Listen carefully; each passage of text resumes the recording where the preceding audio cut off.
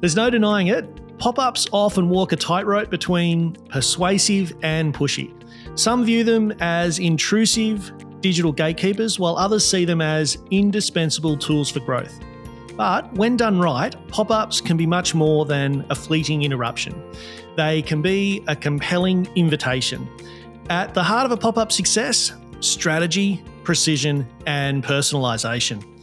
Today, we'll unveil and elevate the humble pop-up from an annoyance to an asset, and how to use them to seamlessly guide website visitors into your community.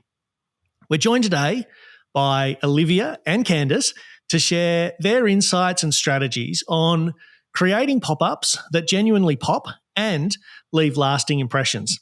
So, Olivia, what makes an email list the backbone of a digital marketing strategy today? Email lists are obviously crucial when it comes to your email marketing strategy. At the end of the day, you need to build a database of quality leads and customers and know who you're communicating with to be able to have an effective email marketing strategy. Continuously growing your email list is also really, really important as it allows you to have direct control and targeted communication with your audience. This can include promotions and product updates, to name a few things. It also helps you foster relationships with your community, educate your customers about what's happening with your brand, provide value beyond products, and ultimately build brand loyalty. At the end of the day, having a healthy email list will help you with increasing your conversion rate too.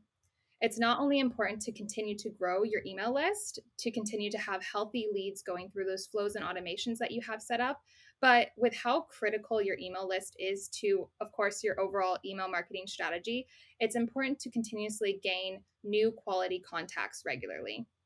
And when we sort of start to dissect the dilemma around pop-ups, like what gives pop-ups a bad rap? And do you think that reputation is deserved?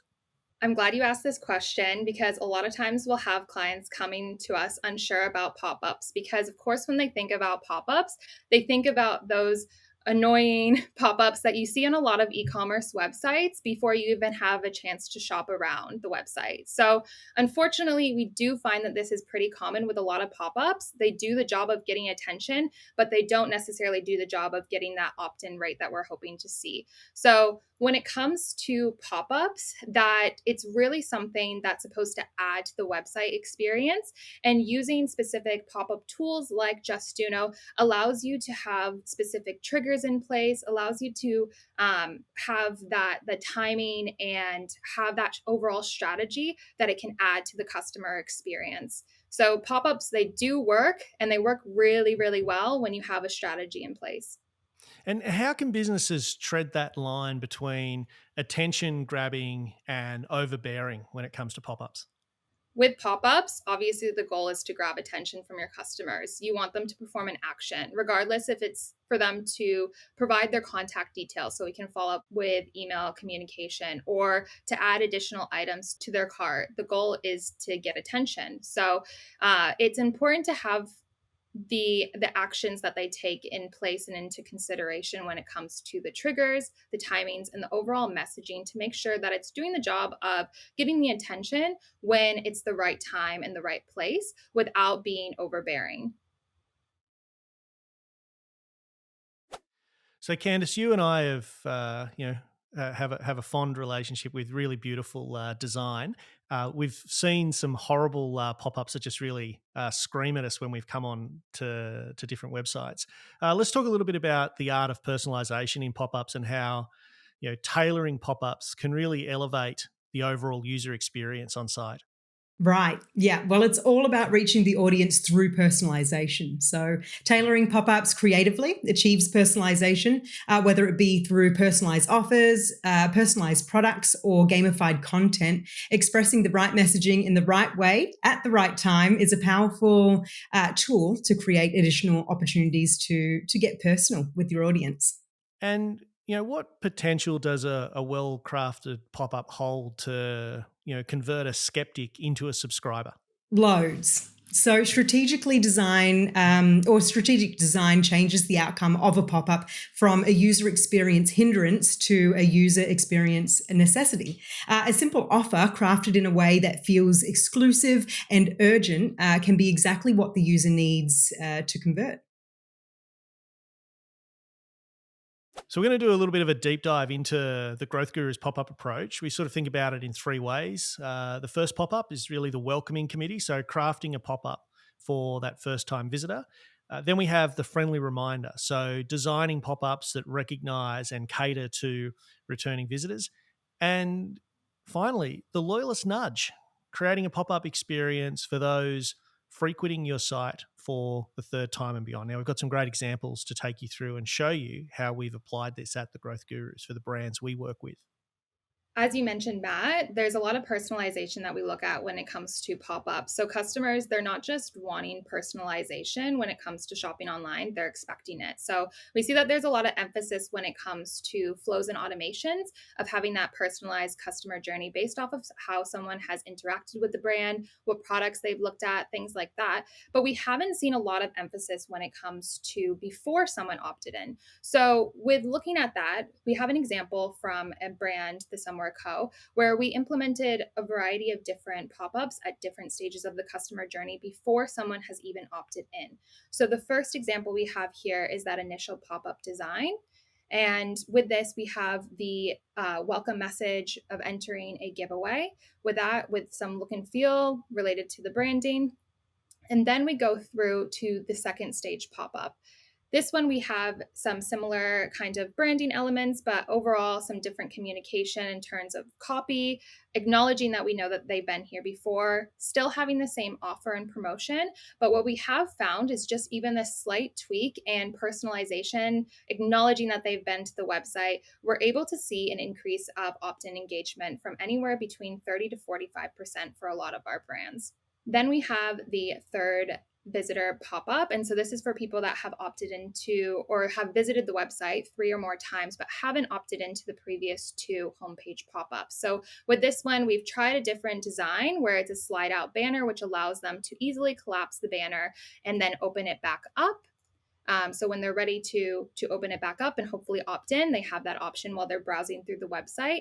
But then we tried a different offer. So when we had the first 2 pop-ups with the giveaway, and that didn't lead to them entering their information, we're not going to try the same offer again. So this is a way that we can try a variety of different offers, especially if you're hesitant about offering a discount. We can look at implementing specific pop-ups in the beginning that offer a giveaway, and then the third pop-up trying that last kind of approach of a discount.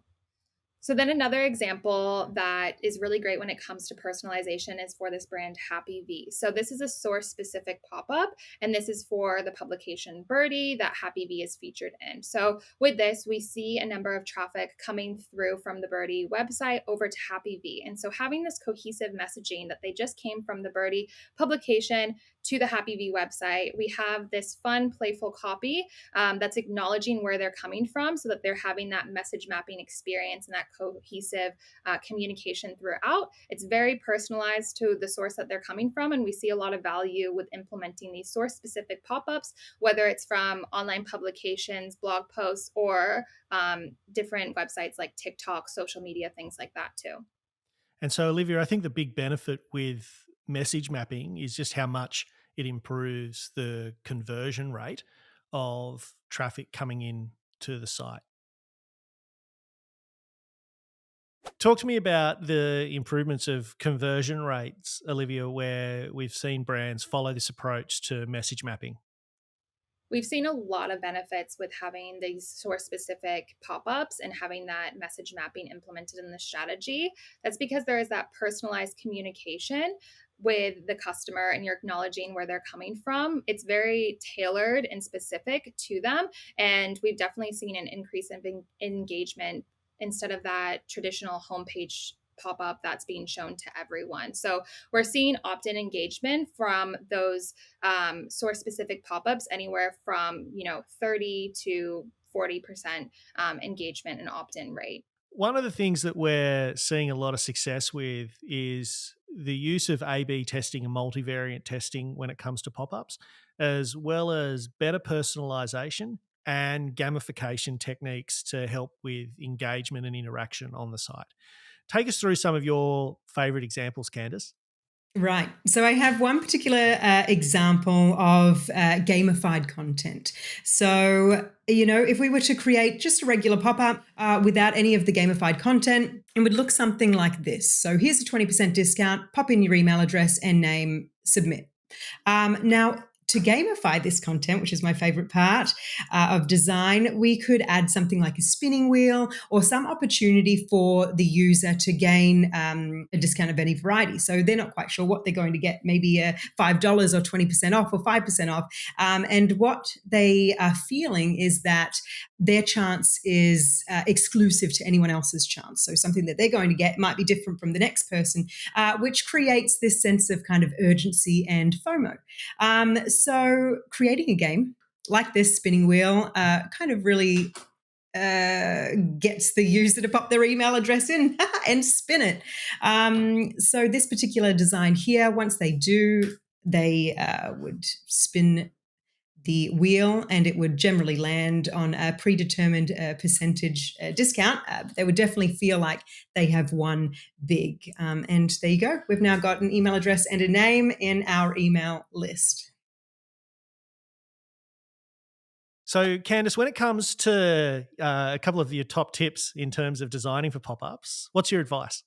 Right. So I think my major top tip was have some fun with it. Go somewhere that you wouldn't usually go with your brand. You go outside of your brand guidelines to make it fun, make it approachable, and really claim your next guest, I suppose. What a great first tip, Candice.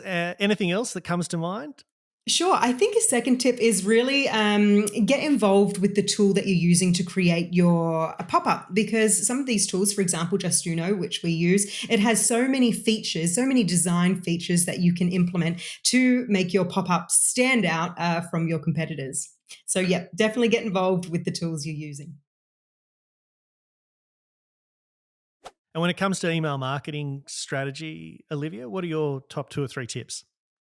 Yeah, so building upon what Candice has said, I think that when it comes to your lead capture and pop-ups, letting the data really drive the strategy. So there's a lot that you can do with A/B testing to see what your audience is engaging with and what they're not engaging with.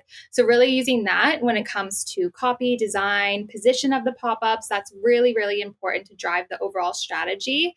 And just with going into the platform a bit more, there's a lot that you can do with pop-ups, especially on platforms like Justuno, where they're just beyond that lead capture traditional pop-up that I know a lot of people think of when they hear the word pop-up. There's a lot that you can do in terms of cross-sell, upsell products, have promotional banners, things like that can really add to the overall website experience. So I think that looking at pop-ups and website communication in your overall lifecycle marketing strategy is something that's really essential for a lot of brands to consider. Thanks for tuning in, folks. Remember, with the right touch, pop-ups can become your secret weapon. Here's to crafting ones that truly stand out. From all of us at The Growth Gurus, keep growing and see you next time.